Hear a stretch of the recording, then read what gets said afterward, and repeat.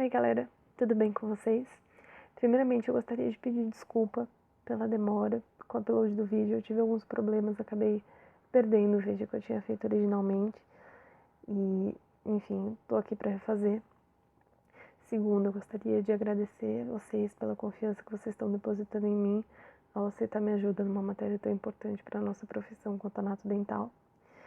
E em terceiro, eu gostaria de dizer que os meus vídeos não têm intenção alguma de substituir as aulas com o professor capacitado e que eu sugiro sim que vocês frequentem muitos labs, vejam muitos dentes naturais, porque em anato dental o que a gente aprende na teoria, apesar de todo o desgaste que um dente natural sofre, é sim muito aproveitado na prática. Então vejam o máximo de dentes naturais que vocês puderem, com variações anatômicas, com desgaste, porque é isso que vocês vão encontrar na clínica, tá? E no final desse vídeo eu vou disponibilizar toda a bibliografia que eu utilizei para fazer o resumo, para que vocês possam consultar em caso de dúvidas, e eu estou sempre à disposição de vocês. Muito obrigada e eu espero que vocês gostem do vídeo. Então, começando, a gente tem aqui um incisivo lateral superior esquerdo natural, tá? Isso aqui é um dente natural, bem preservado, inclusive. E aqui a gente vê claramente as duas porções anatômicas do dente, que é a coroa, no caso a parte onde a dentina é recoberta por esmalte, que é essa parte bem branquinha, e a raiz, que é a parte recoberta por cemento. Normalmente, numa condição não patológica, ela não é visível na boca, certo? E juntando os dois, a gente tem aqui o colo, que é essa porçãozinha bem estrangulada, onde a gente vê demarcada certinha a linha cervical, né, que é a linha, a junção amelocementária aqui. Ela é bem desenhadinha, até mesmo no dente natural, então vocês podem ver que isso aqui não é migué de professor de anatomia, certo?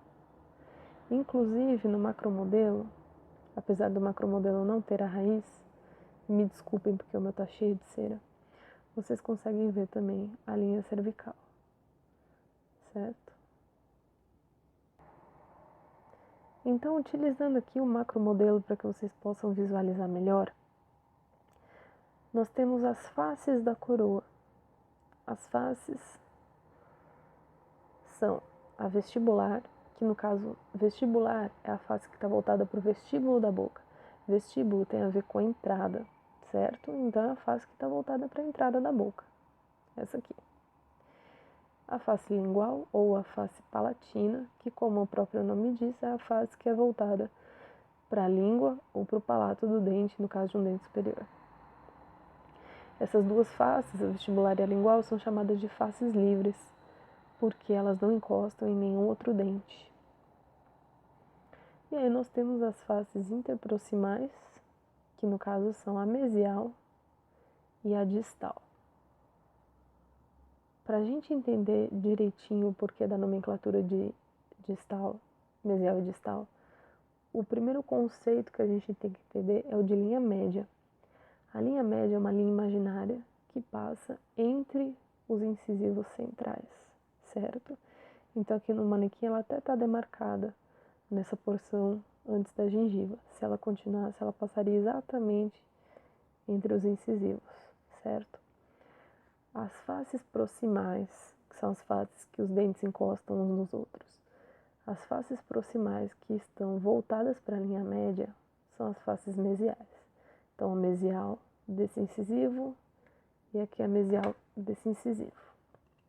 E as distais são as faces que se distanciam da linha média, certo? Então aqui, distal do incisivo central, distal do incisivo lateral, distal do canino, mesial do canino, mesial do lateral, mesial do central, certo? Sendo esse aqui o macromodelo de um incisivo central superior esquerdo, essa aqui é a mesial dele e essa daqui é a distal dele, certo? Como vocês conseguem perceber, a mesial é um pouquinho maior, a distal um pouquinho mais curtinha, já já a gente vai falar direitinho de tudo isso. Antes disso, a coroa do dente, ela é dividida em terços, né? Então, terço cervical, desculpa, que é o terço que está perto do colo, terço médio, que, né, como o próprio nome diz, e o terço incisal, que é o que está perto da borda incisal do dente. A borda incisal ela é formada pelo encontro de duas faces, né, no caso a vestibular e a lingual. Elas convergem, formando essa borda incisal.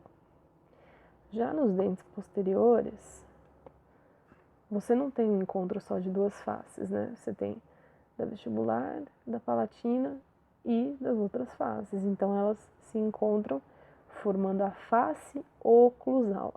Então, nos anteriores, borda incisal e nos posteriores, face oclusal.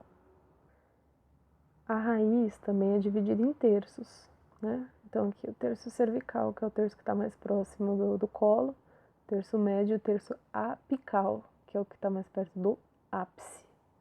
O ápice é onde saem os vasos e as terminações nervosas que alimentam a polpa do dente, certo? Então, terço cervical, terço médio, terço apical. Todos os dentes, eles obedecem uma certa arquitetura, certo? Então, as faces livres, né, vestibular e a lingual, a gente pode ver que no sentido vertical, elas têm uma certa convergência.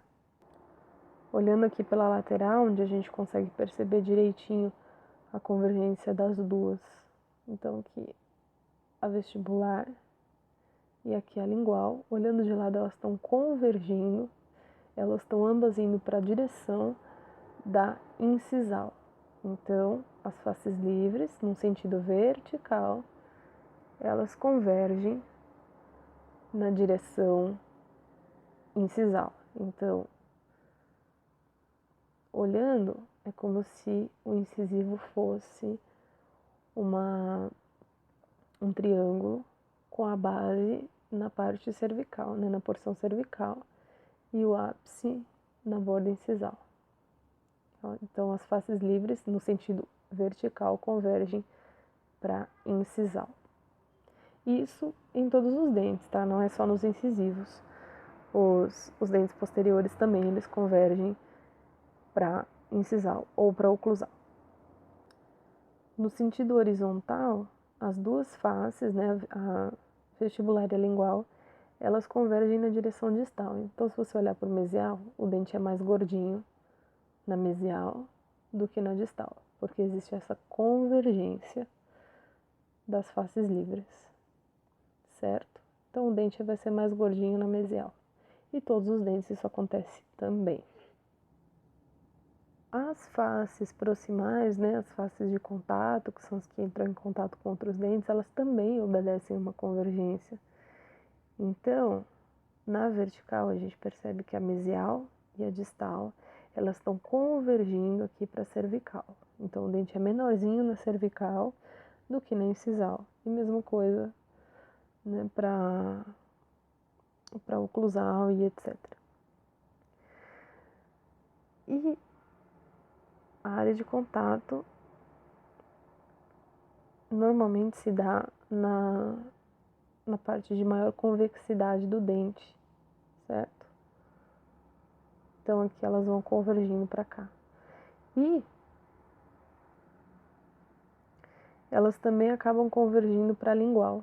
Então a face vestibular também é naturalmente maior do que a lingual, porque as faces de contato vão convergir para a lingual, certo? Então são como se formas geométricas, né? A gente tem que imaginar o dente numa perspectiva geométrica que a gente consegue compreender, onde nesse caso a base está na vestibular, é como se fosse um trapézio, né? Então a base está na vestibular e a outra parte está na lingual.